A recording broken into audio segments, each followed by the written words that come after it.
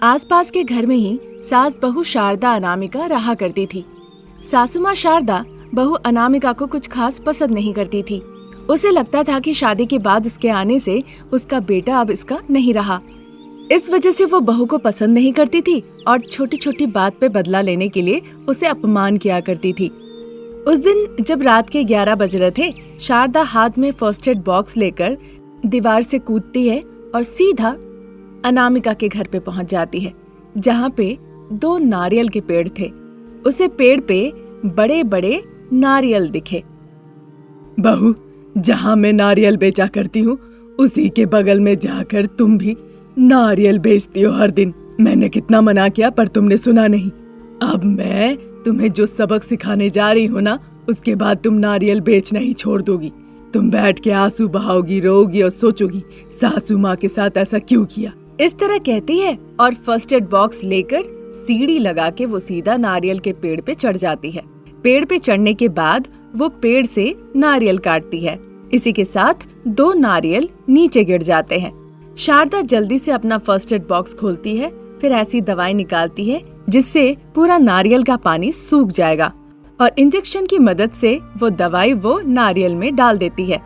फिर घर लौट के आराम से जाके बेडरूम में सो जाती है। अगले दिन अनामिका बगीचे में जाती है। सासू माँ ने क्या किया है उस बारे में उसे कुछ भी खबर नहीं थी। इतनी तेज हवा चली कि 2 नारियल सीधा पेड़ से नीचे गिर गए। मेरी तो नींद भी नहीं खुली। पता नहीं आजकल मुझे इतनी क्यों नींद आ रही है।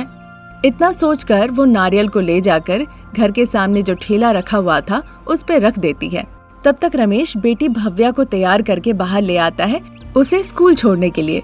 माँ, मुझे नारियल पानी दे दो ना, मैं पी के स्कूल चली जाऊंगी। इस तरह कहती है।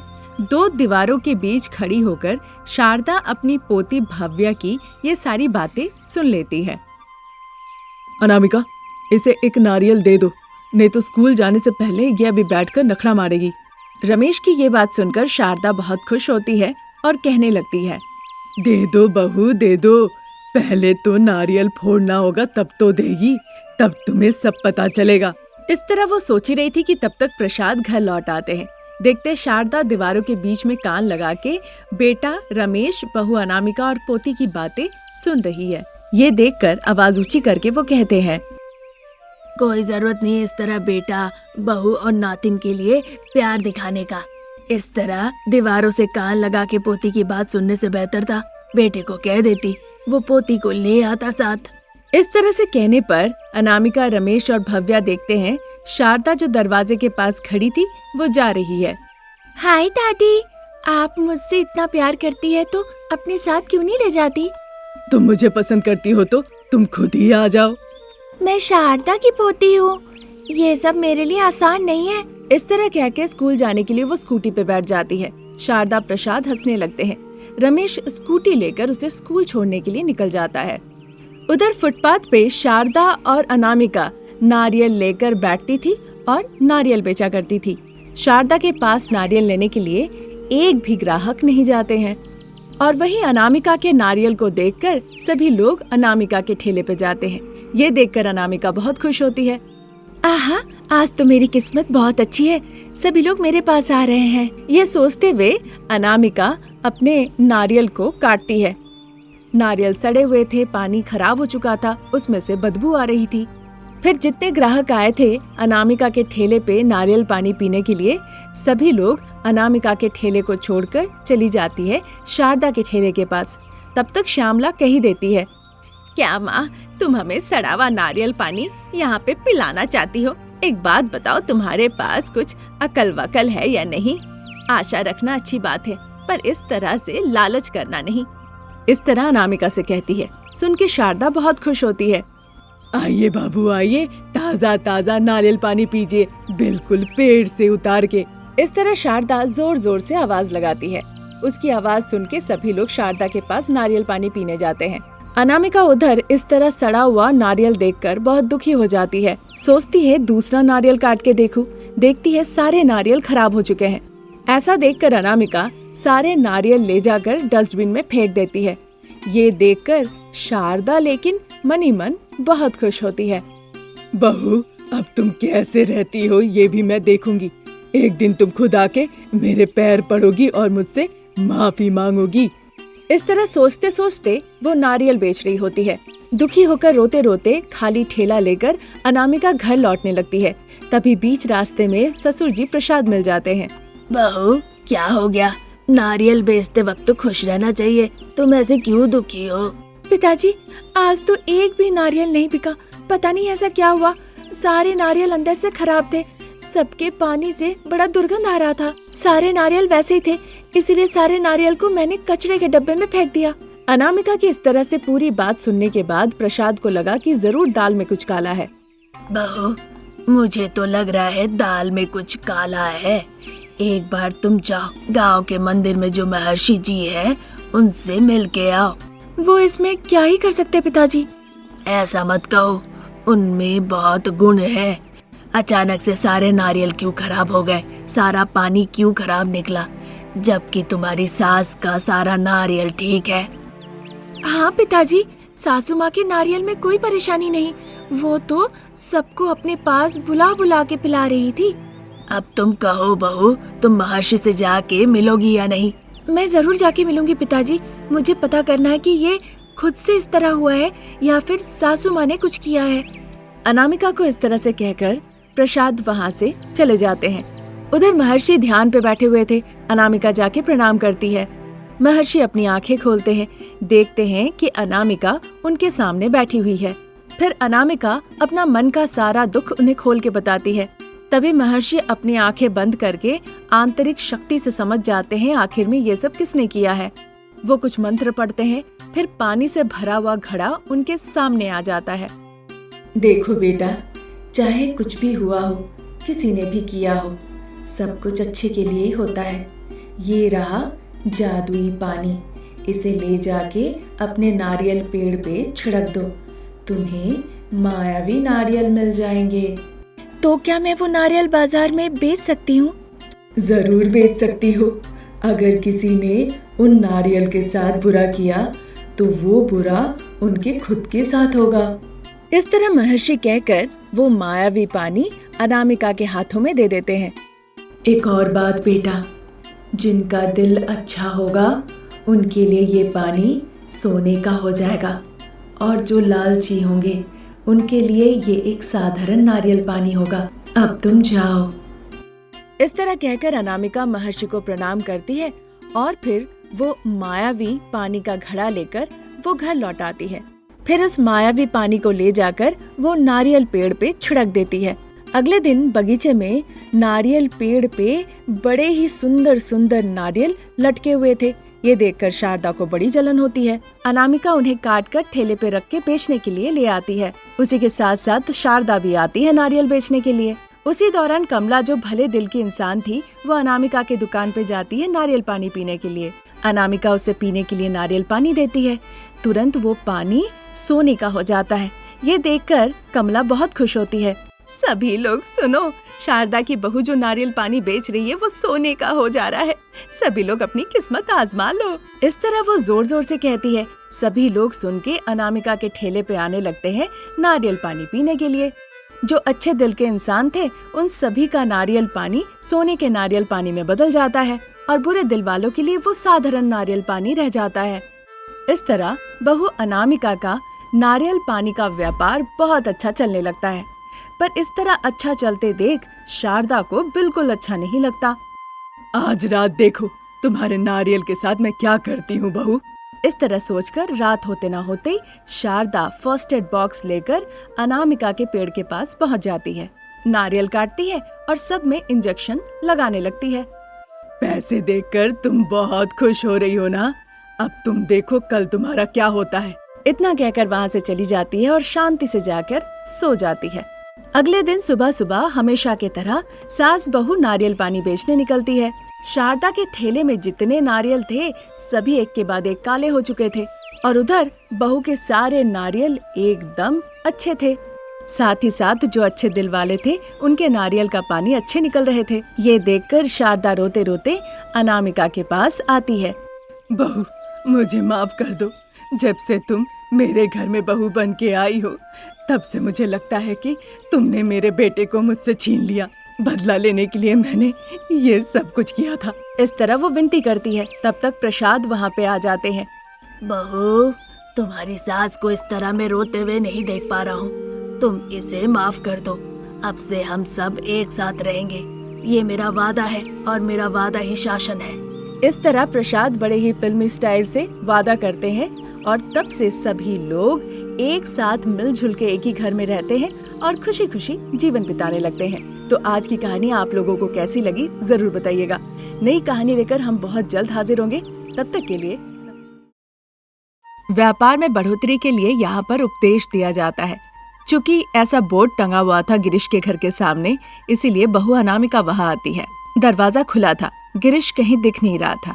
फिर जोर आवाज में, गिरीश बाबू, अरे ओ गिरीश बाबू, घर पे है क्या? इस तरह की आवाज सुन के गिरीश बाबू घर के अंदर से बाहर निकल आते हैं और फिर अनामिका को देखकर, क्या हुआ अनामिका, यहाँ अचानक से कुछ काम है क्या? व्यापार में बढ़ोतरी के लिए आप उपदेश और सुझाव देते हैं ना? वो तो बोर्ड पर लिखा हुआ है। वैसे तुम यहाँ पर क्यों आई हो, क्या चाहती हो?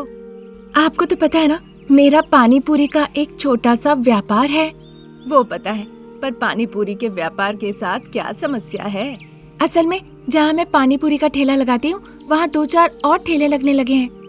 अनामिका की बातें सुन के गिरीश को पूरी बात समझ में आ जाती है। फिर गिरीश कहने लगते हैं, अरे अरे, और कुछ कहने की जरूरत नहीं, मैं पूरी बात समझ गया हूँ। 2-3 और पानी पूरी के ठेले लगने की वजह से तुम्हारा व्यापार चल नहीं रहा है। सिर्फ इतना ही नहीं, जहाँ भी पानी पूरी का व्यापार अच्छा चलता है, आपने ही उन लोगों से कहा है कि वहाँ जाके ठेला लगाओ, यही ना? अनामिका के इस तरह से कहने पे गिरीश घबरा जाते हैं और मन ही मन सोचते हैं, ओहो, फिर तो मैंने ही एक को कहा था, जिस वजह से अगले का नुकसान हो गया। चलो कोई नहीं, उससे कुछ कमाई तो इधर हो रही है। इस तरह मन ही मन सोचते हैं और फिर बाहर से कहते हैं, अच्छा बहन, इसका मतलब है व्यापार ठीक से चल नहीं रहा, उसे चलाना होगा और उसे आगे बढ़ाना होगा, यही समस्या है ना? यही तो बात है गिरीश बाबू, ऐसा कुछ आप उपदेश दीजिए ताकि मेरा व्यापार अच्छे से चल सके। मैं व्यापार चलाने के लिए बहुत अच्छे अच्छे उपदेश देता हूँ, वो मैं दूंगा। उसी काम के लिए तो मैं यहाँ पे हूँ, पर पैसे लगते हैं, क्या वो तुम संभाल सकती हो ना? उनका संदेह देखकर अनामिका आश्चर्य होकर उन्हें देखने लगती है। उधर घर पे शारदा, हमें बच्चों का टिफिन लेकर उनके स्कूल में जाना था। बहू ने कहा गिरीश से मिलने जा रही है और वो चली गई। अब मैं क्या करूं? इस तरह सोची रही थी, तब तक रमेश घर लौट आता है। क्या हुआ माँ, तुम इतनी परेशान क्यों हो? बच्चों का लंच बॉक्स लेकर अब तक हमें बच्चों के स्कूल पहुंच जाना था, लेकिन बहू चली गई गिरीश के घर पे और देखो अभी तक वो लौट के नहीं आई। ठीक है माँ, मुझे तुम लंच बॉक्सेस दे दो, मैं जाकर बच्चों को स्कूल में देकर आता हूँ। ठीक है बेटा। इतना कहकर शारदा लंच बॉक्सेस अपने हाथ से रमेश को दे देती है। रमेश वो लेकर घर से बाहर चला जाता है। उधर गिरीश अनामिका को देखते हुए, बोलो अनामिका, अब मैं सुझाव जो तुम्हें दूंगा वो पैसों से जुड़ा हुआ है, तुम संभाल सकती हो ना? अगर अभी आप मुझे सुझाव नहीं दिए तो फिर मैं घर पे जाके कहूंगी कि हमारी परिस्थिति के पीछे आप ही का हाथ है, फिर आप समझते रहिएगा और जो पैसे मांग रहे हैं ना वो अस्पताल में गवाइएगा। अनामिका की ऐसी बात सुन के गिरीश बहुत ज्यादा घबरा जाता है। तो गिरीश बाबू, जितनी जल्दी हो सके सुझाव दे दीजिए, नहीं तो आगे की बात तो आपको पता ही है। अनामिका की ऐसी बातें सुन के गिरीश घबराते हुए, अरे नहीं अनामिका नहीं, अपनी सास को मत बताना, मैं तुम्हें सुझाव जरूर दूंगा क्योंकि मुझे अस्पताल का खर्च नहीं उठाना। तो देर ना करते हुए जल्दी से सलाह दीजिए। देखो अनामिका, मेरी बात ध्यान से सुनना, किसी को मत बताना, मैं जैसा कहूँगा बिल्कुल वैसा ही करना, बस ध्यान रखना ये कोई देख ना ले, फिर देखना तुम्हारा पानी पूरी का व्यापार कैसे चलने लगता है। अरे गिरीश बाबू, अब बता दीजिए ना। किराना के दुकान में जाके मिर्च पाउडर ले आओ और फिर उनके पानी पूरी के पानी में जाकर मिला दो। जो भी वहाँ पे जाके पानी पूरी का पानी पियेंगे, गाली देंगे और फिर तुम्हारे दुकान पे लौट आएंगे। गिरीश की ऐसी बातें सुन के अनामिका उसे आश्चर्य होकर देखने लगती है। गिरीश अनामिका को देखता है जैसे कि उसे कुछ पता ही ना हो। उधर घर पे जब प्रसाद पानी पूरी के ठेले को साफ कर रहे होते हैं तभी वहाँ शारदा आती है। अजी, पानी पूरी का व्यापार ठीक से चल नहीं रहा है। बहू ऐसी साइड में रखी हुई है, आप इसे धो क्यों रहे हैं? बिना धोए हुए इसे साइड में कैसे रख सकते हैं शारदा? हमारी जरूरत ना हो तो हमें कोई अलग हटा के रखेगा क्या? इतने दिनों तक इसी ठेले ने हमारा पेट पाला है। उस बात के लिए मैं ना नहीं कह रही हूँ, लेकिन बहू को लगता है इस पानी पूरी के व्यापार के लिए उसका दिल टूट गया है, इसीलिए पिछले 1 हफ्ते से इस ठेले को नहीं ले जा रही है। आपने गौर नहीं किया? गौर किया है शारदा। आज मैं बहू से बात करना चाहता हूँ। क्या बहू अभी घर पे है? जरा उसे बुलाओ तो।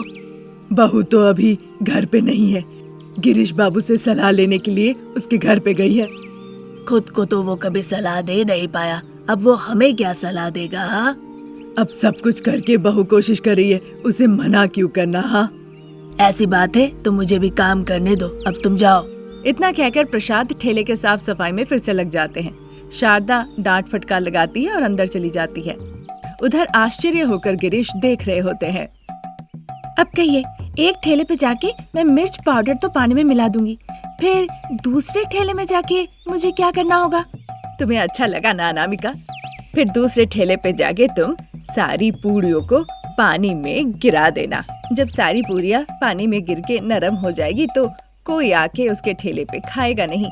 फिर वहाँ पे जितने लोग जाएंगे सभी लोग उस दुकान से तुम्हारे दुकान पे पानी पूरी खाने के लिए आएंगे। ये तरकीब कैसी लगी? गिरीश की इस तरह की बातें सुन के अनामिका को बड़ा गुस्सा आता है। फिर बिना कुछ कहे उसके वहाँ पे लगा हुआ बोर्ड को वो नीचे गिराती है और पैर से कुचलने लगती है। सभी लोग सवाल करने लगते हैं। गिरीश बस देखता रह जाता है। फिर अनामिका वहाँ से घर चली आती है। बहू, तुम्हारा काम का क्या हुआ? कैसी सलाह मिली गिरीश बाबू से? गिरीश संभाल नहीं पाएगा माँ जी। असल में तो गिरीश ही वजह है हमारे नुकसान के पीछे। उसी ने ही बाकी लोगों को उपदेश दिया था। इसका मतलब उसी ने बाकियों को कहा था कि हमारे पानी पूरी के ठेले के बगल में जाके ठेला लगाने के लिए? हाँ माँ जी। तो फिर हमारे पानी पूरी के व्यापार का क्या होगा? गिरीश बाबू से अभी अभी बात करके आई हूँ ना। मेरे दिमाग में भी एक परिकल्पना ही है। वो क्या परिकल्पना है बहू? अभी समर है ना। हाँ तो समर में क्या स्पेशल है? एक नहीं बहू, ढेर सारी चीजें हैं, पर खास करके अभी तरबूज का मौसम है। हाँ माँ जी, इसीलिए मैंने सोचा है कि अब से मैं वाटरमेलन पानी पूरी बेचूं। अरे वाह बहू, तुम्हारा दिमाग तो बहुत तेज है। अब देर न करते हुए जाके वाटरमेलन पानी पूरी बेचो। ठीक है माँ जी, तो फिर तरबूज खरीदने के लिए मुझे कुछ आप पैसे दे दीजिए। अनामिका के इस तरह से पूछने पर शारदा जल्दी से जाके पैसे लाकर अनामिका को देती है। ठीक है माँ जी, मैं जाके पानी पूरी खरीद के लाती हूँ। तब तक आप ठेले को जरा साफ सुथरा कर दीजिए। थोड़ी देर पहले ही ठेले को साफ करके रखा है। सासू माँ इस तरह कह ही रही थी, तब तक वहाँ पे प्रसाद आ जाते हैं। जरा मेरे तरफ आंखें डाल के ये बात कह दो शारदा। ये सुनकर शारदा बिना जवाब दिए हुए वहाँ से चली जाती है। तब शाम का वक्त था। हर दिन की तरह अनामिका अपना पानी पूरी का ठेला लगाती है। जहाँ पे ठेला लगता था वहाँ ठेला लगाकर अनामिका माइक लेकर कहने लगती है, मेरे प्यारे गोलगप्पा पसंद करने वाले, जो अभी तक आपने कभी भी नहीं देखा था वैसा कुछ मैं आपको दिखाऊंगी। एक दूसरे किस्म का पानी पूरी, स्वाद चखिए फिर पैसे दीजिए। आइए बाबू, आइए, पानी पूरी खा के जाइए। इस तरह वो जोर जोर से बुलाने लगती है। जिन्हें पानी पूरी खाना बहुत पसंद था वो सभी लोग अनामिका के ठेले पे आते हैं। अब मैं आप सभी को चखाने के लिए वाटरमेलन पानी पूरी खिलाऊंगी। इस तरह ठेले पे आए सभी ग्राहकों को अनामिका वाटरमेलन पानी पूरी खिलाती है। वहाँ पे आए सभी ग्राहक वाटरमेलन पानी पूरी खाकर बड़े ही आश्चर्य हो जाते हैं। वाटरमेलन से इस तरह से पानी पूरी भी खाया जा सकता है, ये लोगों ने कभी सोचा भी नहीं था। इसीलिए जिन्होंने भी वाटरमेलन पानी पूरी खाया, वाह वाह, वंडरफुल, अमेजिंग, फैंटास्टिक, इस तरह के कॉम्प्लीमेंट्स देने लगे। इस तरह के कॉम्प्लीमेंट्स सुन के अनामिका भी बहुत खुश हो जाती है। पहले दिन ही अनामिका का वाटरमेलन पानी पूरी खाकर सभी बहुत खुश होते हैं। फिर जब अंधेरा उतर आया, अनामिका की सासू माँ शारदा अनामिका के पास आती है। बहू अब चले क्या? जाऊंगी माँ जी, एक प्लेट वाटरमेलन पानी पूरी बचा हुआ है, अगर आप खा लेती है तो फिर हम घर चलेंगे। इतना कहकर वाटरमेलन पानी पूरी का एक प्लेट वो शारदा को देती है। शारदा को वाटरमेलन पानी पूरी बहुत पसंद आता है। बहू तुम्हारा वाटरमेलन पानी पूरी का तरकीब बड़ा ही अच्छा था, इसे खाकर तो मुझे भी बड़ा आनंद आया। शारदा जब इस तरह से कहती है, बहू अनामिका को भी उनकी बातें बड़ा ही अच्छा लगता है। तब से गरीब बहू रानी अनामिका वाटरमेलन पानी पूरी बनाकर बेचने लगती है। उसका व्यापार बहुत ही अच्छा चलने लगता है। अब तक जो भी घाटा हुआ था सब पैसे वसूल हो जाते हैं और पूरा परिवार सुखी सुखी जीवन बिताने लगता है।